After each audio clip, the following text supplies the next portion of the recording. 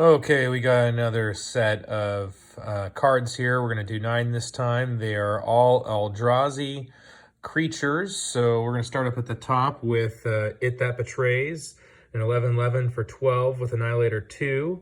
Whenever an opponent sacrifices a non-token permanent, put that card onto the battlefield under your control. So every time you attack and they have to annihilate 2, you're basically putting them on your side. So it's pretty awesome. It That Betrays.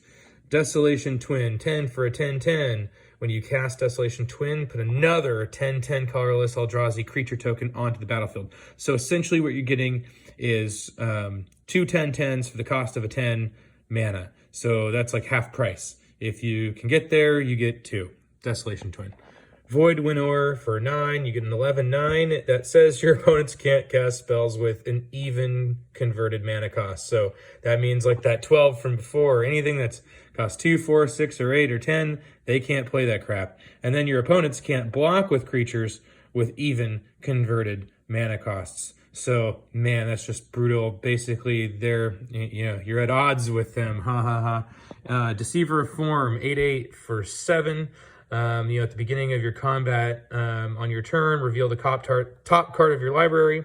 If a creature card is revealed this way, you may have creatures you control other than Deceiver of Form become copies of that card until end of turn. You may put that card on the bottom of your library. And that's a little scary, if you know what's coming next and you want a whole bunch of things to be a really big thing.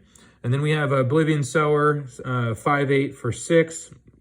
When you cast him, target opponent exiles the top 4 cards of his or her library. Then you may put any number of land cards that player owns from exile onto the battlefield under your control. So you basically, get some bonus out of there. We have Reality Smasher. This one's a really cool one. A 5/5 for 5, trample and haste. So that's just good money right there. 5/5 for 5, and then he's got trample and haste already. Whenever he becomes a target of a spell or an opponent controls, counter that spell unless its controller discards a card. So, man, basically, he's not really going to be affected by removal as much as like a similar 5/5 with trample and haste. They're going to have to think about it twice.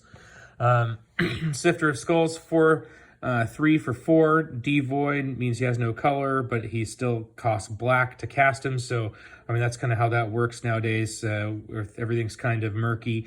Whenever another non-token creature you control dies, put a 1/1 colorless Eldrazi Scion creature token onto the battlefield. It has sacrificed this creature, add 1 colorless to your mana pool. So that's kind of cool. So it says whenever another non-token creature you control dies. So, that's obviously not tokens, but they at least return as something, which is kind of neat. Kind of reanimate her a little bit. Eldrazi Mimic, 2/1 for 2. Whenever another colorless creature enters the battlefield under your control, you may change Eldrazi Mimic's base power and toughness to that creature's power and toughness until end of turn. So, he mimics a big guy when the big guy comes out. Excuse me. And then we have 2/1 for 2, Bearer of Silence. He's devoid as well. When you cast Bearer of Silence, if you do, you may pay 1 and 1 colorless. If you do, target opponent sacrifices a creature.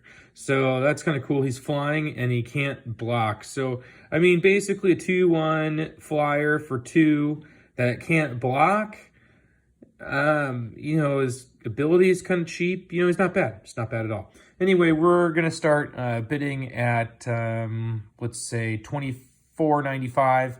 And that's It That Betrays and Void Winnower right there in value, plus 7 other cards at the starting bid, $24.95, plus shipping and handling. All right.